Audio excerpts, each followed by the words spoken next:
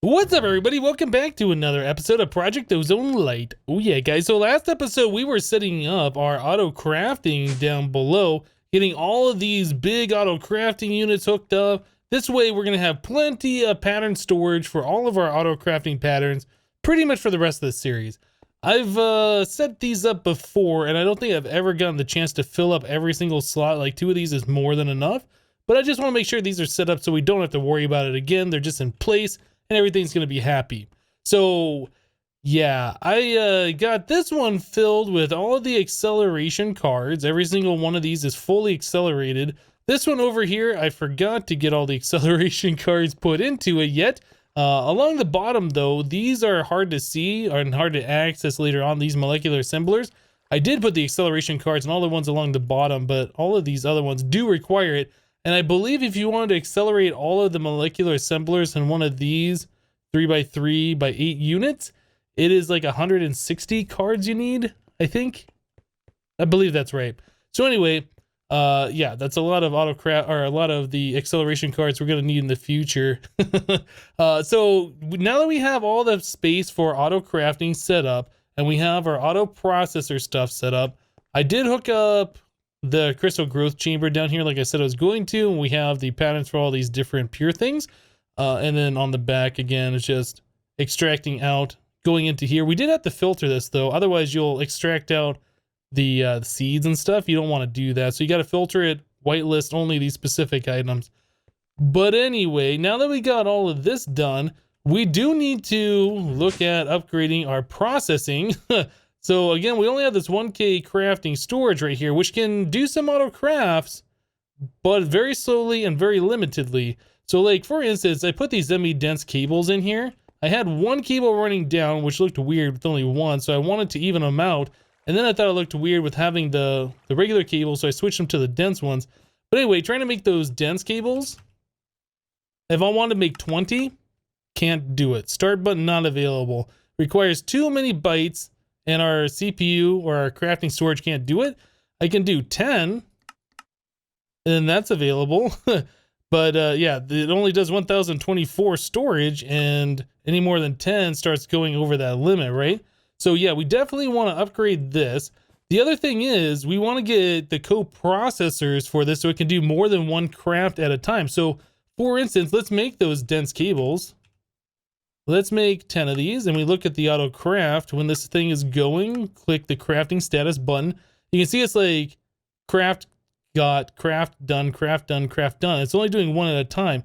It should be doing all of these at the same time, but like we're waiting on doing the fluax until this one's done, and then it's doing these, and then it's doing this at a time, and then this one. Like, it should be able to be doing all of these crafts at the same time, but it can't because we don't have the co-processors. So yeah, let's go ahead and look at upgrading our crafting storage here. Probably one of the first things we're going to want to do is make patterns for bigger discs. All right, so let's look at that. So let's look at making, do we have patterns for 1K? We don't have patterns for any of this. So we'll make a 1K pattern for an ME storage component. And it won't let me do that because I don't have a golden processor, a logic one. So we'll craft one of those up real quick. Again, this goes slow too because I think it can only do like the logic and then the silicon because we don't have any of the things in there. Anyway, so we'll make one of those patterns, right? So we got the ME crafting storage, and then we can put, oh, I'm sorry, the ME storage component, not crafting storage. We'll put this over, oh man, which one do we put it in? I'm not sure which one's accelerated and which one's the not accelerated ones. I guess we'll just stick it at the top and just hope for the best. So now that we got that in there, we can make a 1K, right? If you press shift, it goes to the start. Otherwise, you have to click next and go to this tab and confirm it. Otherwise, you can press shift and just click it and it bypasses that screen and just crafts it for you, right? So that's kind of cool. So 4K, we'll make another pattern for that. Again, you can just shift click that button here and it fills in everything if you have everything for it to do that. So we need a calculation in quartz glass. So a calculation processor and quartz glass. We'll just craft up one of those as soon as the CPU is available because now we're waiting on it. There we go. All right, so all of that's done. So now we should be able to shift click it and make the recipe for this guy. Okay, so the other things we're gonna wanna do is make the crafting storage or the crafting unit. So one crafting unit requires all of that stuff. Was that a logic processor? Yeah, okay. So do one more logic. Craft that guy. It's gonna take just a second here. So now that we got the crafting unit auto craftable, let's put that over into our storage area. Okay, so the crafting unit plus a calculation processor, I do believe makes our co-processors, which will allow us to do more crafting at a time. So let's look at the co-processor. So yeah, it's just, oh, I'm sorry, it's an engineering processor plus a crafting unit. Okay, I thought it was different. So yes, that will allow us to make our CPU, our crafting storage, able to do more things at a time. So crafting co-processor, if I tell it to make like 4 of those, looks like we should be able to do that. It's a lot of little crafts that it's got to do to get us going here, but this will definitely allow us to make things way faster. Now, I'm kind of curious to get these 4 co-processors on our 1K crafting unit and then try those 10 dense cables again and just kind of see what the difference is in the crafting speed. So let's put these right here. Whoops. Press shift. Okay, so there's 4 of those. These aren't going to stay here, but just so we can see the difference. So if I tell it to do the dense cable, let's make 10 of these. We tell it to start. Yeah, you can see like the green lights are on way more things and it is crafting these cables way faster. That's the only difference, putting those co-processors on there so it can do more crafts at the same time, right? So we definitely want the co-processors on our crafting storage, and we want the bigger crafting storage so we can tell it to make more things at a time. I could tell it to make 100 ME dense cables or 1,000 and it'll still go. That's what I want. Okay, so right now we have it up to the 4K, I think. Was it the 4K? Yeah, let's tell it to make a 4K and then I'll tell it to make the 16K and we'll go all the way up until we get to the 64K. I think that's where we're gonna go. We're just gonna do the biggest one and then just be done with it. So let's get this going, wait for this to happen, get all these patterns done, and then we'll be right back, guys. All right, guys, so I went ahead to make the 64K. We have the pattern available now, and I went to craft it, but it won't craft it because, again, the bytes are too big for our 1K. So we have to upgrade our 1K to a 4K at least at the very bare minimum in order to be able to craft the 64K, it looks like. So we'll go and craft this thing up. It shouldn't take very much time at all. And then once we have that in there, yeah, the 4K, we can take this thing off. And then you can take these apart just by putting it into your crafting grid. I don't think you can shift right click them like you can the discs. They have to be done like this. So there's our 1K storage component back. There's the crafting unit, and then we can just upgrade it simply by doing that. So that's the only thing that we have to do. So now when that becomes a part of the network and it becomes online, we can do the 64K and craft that. Looks like everything's happy this time. I'm not really sure. Okay, it does 4,096 as a storage. All right, so and we need 1,053. So we could theoretically tell it to make like 3 of these things and it should work if we had all the parts available, which we don't. 3 of those only requires 2,600 bytes, so we might be able to do like 4 or 5 of them. Yeah, okay. Well, anyway, let's just make one. We'll get the storage all the way up, and then I'll work on getting the rest of our resources together. But yeah, being able to have all of these different things craft at the same time definitely speeds up the whole auto crafting process a lot. All right, guys, so we got our CPUs hooked up now. I made 8 of them. So we have 8 channels being used on that one P2P right there. Those are our CPUs that are being used, or I guess they're crafting storage. Yeah, these guys down here, these are all being used. So we got 4 of them on this side, 4 of them on this side, and together, yeah, they're making the 8 channels up. So yeah, we have lots of auto crafting power now, which is fantastic. Don't think we're really going to be running out of any auto crafting power anytime soon. So next things that I'd like to do, we keep running out of materials. We keep running out of gold, iron, etc. I keep having to go grab some of the raw materials, process it. I think what I want to do is set up a crazy auto crafting thing where we're going to have 1 sag mill and 1 alloy smelter per each different ore, right? So we have, I guess that is 11 different of these ores. You can see we have a lot of stuff. Yeah, we have over 1,000, I'm sorry, over 10,000 diamonds, 10,000 emeralds. We got so much stuff just from all of the sifting that we've done. But yeah, we need to take these and then process those into other things.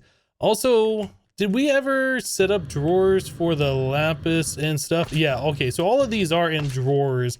So yeah, we don't have to worry about that. But I would like to process the different materials, sag mill them, smelt them, and put them into compacting drawers so we have the ability to have the nuggets, the ingots, or the blocks, right? Okay, so that's going to be the next thing that we're going to do. It is going to require a little bit of stuff to get this all done. Again, it's going to require more auto crafting here. So alloy smelter, since we're going to need to make a few of those, let's go ahead and set up an auto craft for this. So we're going to need a pattern to make ourselves the basic capacitor. We're going to need a pattern in order to make the machine chassis. We're also going to need a pattern to make the iron bars, since we're going to be running out of those, I'm sure.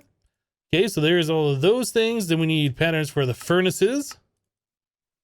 What else do we need here? I guess a pattern for the cauldrons, and that should be about it. Now that's going to require a lot of iron for all of those, especially when we start making these things for the alloy smelter as well. I'm sorry, the sag mill as well. So yeah, all of those different iron components, man, we're just going through iron like it's nothing at this point in time. All right, so let's make the chassis. All right, we'll make a furnace. Oh, I didn't want to make two. Cancel. Just one. And I guess we need to make a cauldron. So all of those are auto-craftable now. We only have to make one of each of them. So Applied Energistics knows about those. So when we shift-click that, it fills in this pattern, right? That's one of the things I find kind of annoying about the pattern terminal. That before, with any eye, you used to be able to click and drag and like make your items over here. You can't really do that anymore. Now, I do believe this mod pack has another pattern terminal thing where you can shift-click. But honestly, nah, I just don't want to use it. We're just going to continue using what we're using here. So there is a pattern for the alloy smelter. Now the sag mill, I think, is a fairly similar recipe. Let's take a look at that real quick. That is a piston, a machine chassis. So I guess we're going to need a piston. Yeah, and then we have plenty of flint because we do have that compacting drawer over there that's just full of them. All right, so let's make a pattern for a piston. All right. I'll craft one piston, and then we'll have that available to make this pattern. Is that right? Yeah, that's right. Okay, so now we got everything together. Now it's just a matter of telling the system, hey, craft this, and hopefully we have enough of the resources for that to happen. So we're gonna want 10 more alloy smelters and 10 more sag mills.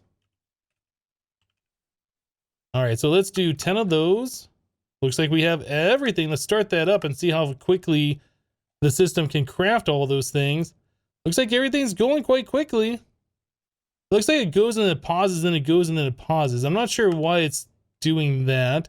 Maybe there's something lagging on the server a little bit. Not entirely sure. And then sag mill. Let's make 10 of those. Aha, now we're running into the problem where we don't have the iron available. Okay, so for the last time, hopefully, I'm going to grab some iron out of the system here. Iron ore chunks. I'll just go ahead and bring them over here to the sag mill. I will sag mill those up, get the iron that we need. Yeah, I put a slightly larger chest on here. The slightly larger chest is a regular vanilla chest wrapped with sticks. What's nice about this, it doesn't have a sound when you open it. It takes up a full block, and it doesn't connect to the chest next to it, right? So I want to have like a chest input for flint and for, you know, whatever the material is that's going into the sag mill. I don't want that to share an inventory with the stuff that's going into our furnace over here. Anyway, so slightly larger chest is pretty nice for that. And you can also place a block on top of it and still access it, which is great. But anyway, let me go and finish this up here. I'm going to sleep away the rain because it's annoying. Get the rest of this iron smelted up, and then we'll be back, guys. Now we got ourselves our compacting drawers over here. We have our alloy smelters and we have our sag mills. Everything's laid out. So the way this is going to work is the ore gets pushed into the top somehow. It processes it and then it pushes it down to the next machine, which processes it and then puts it down into the drawer. When this thing fills up, this one will back up full of whatever material it is, and this one will back up and then everything will turn off, right? So that's the way that I want to do it. As we use material, space will open up, and then these machines will just kick themselves on again. I'm not really sure if we're gonna upgrade these drawers like with the highest amount of tiers for everything, like all of the tier 6 emerald upgrade things. Not sure if we're gonna do that just yet. But one thing I do know is we have 11 machines, and if we put these interfaces next to each other, all 11 of them, we're gonna have problems with channels. So we gotta do something about that. Now, I'm thinking what we could do is we can just go ahead and put like 5 of them like this, 5 of them like this, and then this middle one we can turn into a cable interface, which doesn't touch and connect to these other ones, right? So we'll have like it's separated in that fashion. It looks a little weird. I kind of would like it all looking uniform, but it's not going to work that way. We'll just have problems with channels. I do believe if we leave it the way that was, unless maybe we run like a dense cable along the back, that might be a way we could solve it. But anyway, I think we're just going to do this. So now that we got our applied energistics kind of solved, quote unquote, we're going to need to do some things. Let's go grab some ores over here. We'll start getting things ready to go. So we have this sorted by number of items, right? And if I start from here and I shift click this out, it's possible that I'll change place and I'll click it again. We don't want to do that. So I'll start this way. We'll work our way from the back to the front. That way everything should stay in the same order as I click it out, and I won't ever accidentally click something twice. Okay, so that is all of these guys. So we got gold, we got yellorium. Yeah, that should be all 11 of our different items here. We're also going to want flint. Like so. All right, so I think that's going to work pretty well. Now, if we come in here, we'll have to take a look at the inventory of these interfaces. So the inventory of these interfaces have a spot for our patterns for auto crafting. So we can say 1 iron ingot smelted equals a refined iron, or, you know, whatever, right? It also has this config section up here, which we haven't messed with at all yet.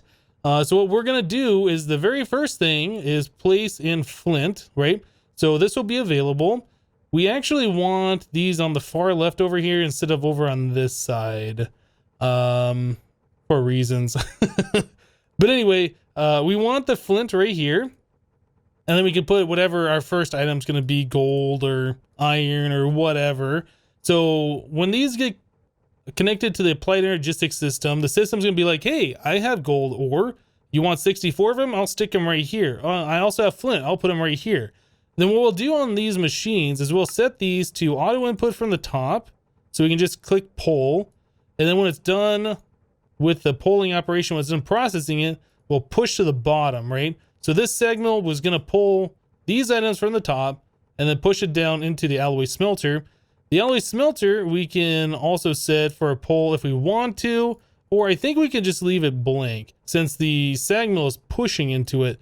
So this thing we're going to want to push to the bottom into our compacting drawer. And I think that's pretty much about all we got to do. So really, it's a matter of just going through setting the pattern for that. And I've already done gold, so I'll move this down here. Let's do copper in this one. We'll do that one plus 10. And so on and so forth. I'll get these all set up in the same exact way, and then we'll be right back, guys. All the machines are now set up, and we're running our cable over to where our interfaces are going to be. Now, this is set up a little bit incorrectly. What I like to do is have our colored cable terminate in a P2P and then run our Fluix off there. But as you can see, I'm just running this Fluix directly onto this thing. The Fluix will connect to any color, right? But the different colors won't connect to different colors. So yeah, anyway, this is just me being lazy. We're going to fix this up so this doesn't happen. We'll run our P2P cables over here, and then we'll have like a P2P here, and those will connect. Anyway, that's just the way I like doing it. But yeah, you can see we have our lime green cable ran all the way over here. We need to start hooking up all of these devices to our network. Again, we have 11 devices here. And these cables can only do 8 per. So we got to do a little bit of separating here. So we'll put our P2P tunnel. This is going to provide 32 channels for us to mess with.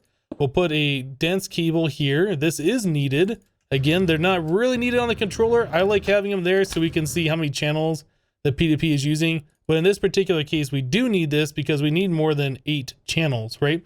So what we can do is just bring the cable over like this. Done. That's it.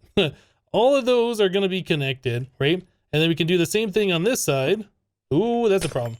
So we don't want to do that. We need to separate that off. Like I said, the Fluix will connect to other colors. So we need to put a cable linker here. And then we can run the cable like that. And these are connected. So now we still got this little guy in the center here, which I have set for our silver ore and flint and stuff like we've been doing. But we need to separate this off. If we connect to both of these, we're going to have 11 channels and it's not going to be good. Things are not going to be happy. So again, we'll use another cable linker right like this, and we'll just put one cable here that'll connect this interface to this bank. So we'll have 6 on this side, 5 on that side. We should have a total of 11 when everything is connected up and powered, and everything should be happy. So the next thing is we need to get this P2P to talk to our network, right? So let's go over to our network once again, to our big old controller up here. Added in a few more P2Ps. I added in all the ones on this side, and then we had like blank spots in the center. So I kind of like worked those in. So we have 6 on one, 6 on the other, right? So this is the one that's in the middle, closest to that side. So this is going to be our P2P for this little area over here for now. It's our main one anyway. If we need more, we can definitely use any of these others. So shift right click on this guy that copies the location of this P2P onto the card, right? And then we need to left click it, or I guess right click it without shifting onto this one, which will load that position data. This will connect to the network. It's online. And then this one will come online in just a few moments. And there we go. There's 11 channels. So everything is connected correctly. Now, if we take a look at all of these sag mills, we should see that they are containing items. So this one's got gold ore plus the flint. This one's got the copper and flint, etc., etc. So all of these guys are working now, which is great. So what we need to do at this point is have it so these have power and all of that. So that's the next step that we got to figure out. So we do have power over here. And I probably will use the same dimensional transceiver to power that. So we'll probably centralize this and then run power cables around, similar to how we centralize our P2P and then run the cables around. I think that's how we're going to end up doing it. I don't know where we're going to put it. We could just stick it like right here and then run the cables directly below our glass, or I'm sorry, our lime cable. Yeah, that might be a thing. Let's see how many of our conduits do we have. The energy conduit. We need at least 22 to touch all the back of the machines, and we don't have enough. So we only have 8 enhanced energy conduit. So let's go ahead. We could upgrade to the max tier, but these do 51,000 RF per tick. That's per connection. There's really no reason for us to go up above that right now. Maybe eventually we'll upgrade all the cables in the base just to be the same, but to be honest, it's not necessary. Okay, so now we have that. We need energy conduit. Let's tell the system to make, I don't know, how about 40? So it looks like we have everything available, crafted up, and done. Almost instantly, we are done, which is great. All right, so these cables, we'll just put on the back here. Nothing fancy. They just, oh, I looked at them. I looked at them. Why did I look at them? Those guys are super annoying. Yeah, we'll just go ahead and connect these all up like so. All right, so now all we need to do is provide the system power, and it should start working. Now, the other thing that I'd like to do, I'm not sure if I want to do this just yet because I don't know how our power supply is going to be. I would like to make 22 octadic capacitors, and we might not be able to do that now that I crafted those other things. Oh, we did. We can. We got everything ready to go. Yeah. All right, so let's craft those up. That should be a pretty quick craft. Yeah, I think this was going slow because I didn't put the acceleration cards in the other set of our auto crafters. And since then I have done that. Now in one version of Ender.io, I don't know if it's the newest version of this one, you can right click these on. Oh yeah, looks like we can just right click those on there. You don't even have to go into the interface of these machines. Now the problem is, each one of these machines is going to be doing like 400 RF per tick. So that's 750 RF per tick between that times 11. That's over 8,000, 9,000 RF per tick. That's going to be a lot of power. I don't know if we are making that kind of power, so we might want to take those out for the time being until things get full, and then we might look at doing that. I don't know. So these are making 160 RF per tick, and I think we saw over here that we were making like 1,600. No, it was some other number. I can't remember. We have like 15 of these things set up, so I don't know. We're going to be pushing our system to the limit when we turn those things on, that's for sure. It's going to be drawing all sorts of power. How many more of these do we have? 26. Maybe we'll put the dimensional transceiver back here against this wall, and we'll just run the cabling off of it. So we'll assume that's going to go right there. Really? Really, guy? Oh, don't touch me again. I need to eat. Oh my goodness. These guys are annoying. Okay, so we'll run it right like that, and then we'll run this cable, I guess, up here and then over. Might have to make more of these. I'm not sure if we're gonna have enough. Oh, looks like we're fine. Then we also are gonna have to run this over, whoop, over this way to where our other stuff is. Yeah, we're gonna need a few more recipes of that, but you guys get the idea. So we'll put the dimensional transceiver in the center. We'll have the cabling running both sides. Yeah, we need the conduit here. We do like that many. Okay, that'll craft up 16. Yeah, it looks like we had enough stuff. I crafted up like 2 stacks of that enhanced alloy. I wasn't sure if we were gonna need it, but turns out we did. So, did I look at this guy again? No, okay. You can never tell. Those guys run so fast sometimes. It's like, oh no, did I look at him? All right, we're gonna break this guy. So we're gonna set this over here, and then we're gonna watch all the power in the base just go away. Power out, set up. Oh, feel that lag. Yeah, they're turning on and off because I don't think we're providing enough power. Oh my goodness, this is not good. Actually, I'm not entirely sure why they're turning off and on. Shouldn't they just be going constant? Like, they have the stuff in there. They have power. Why are they turning off and on? So another thing I forgot.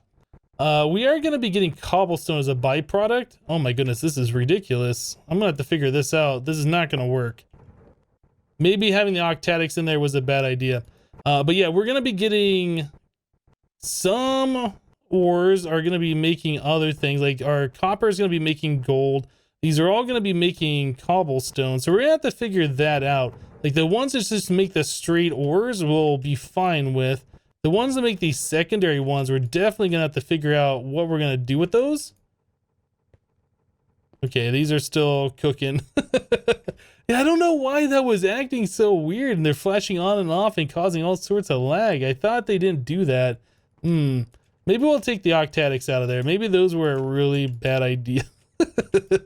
All right, well, I'm going to play around with this for a little bit, see if we can get something set up, see if we can get this in a less laggy way, and then we'll be right back, guys.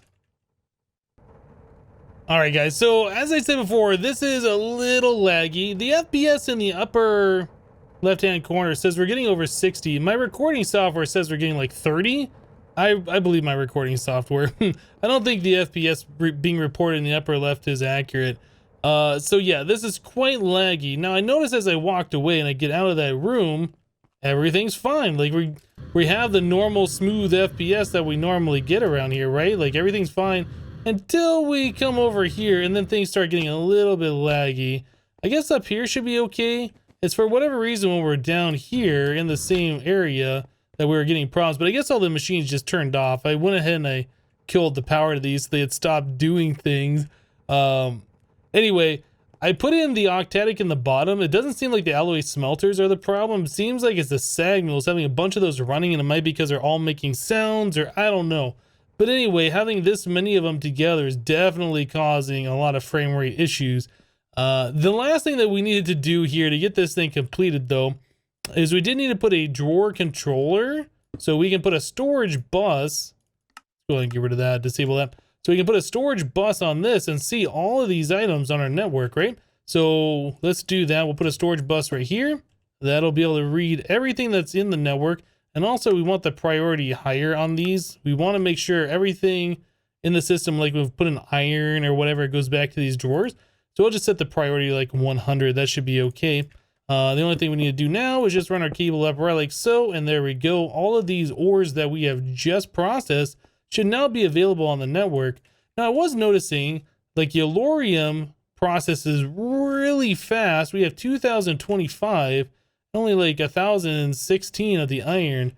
Yeah, even with no upgrades in the sag mill, you can see how much Yellorium ore is here. It's just like nearly instantly processing, whereas iron, you can see there's nothing here.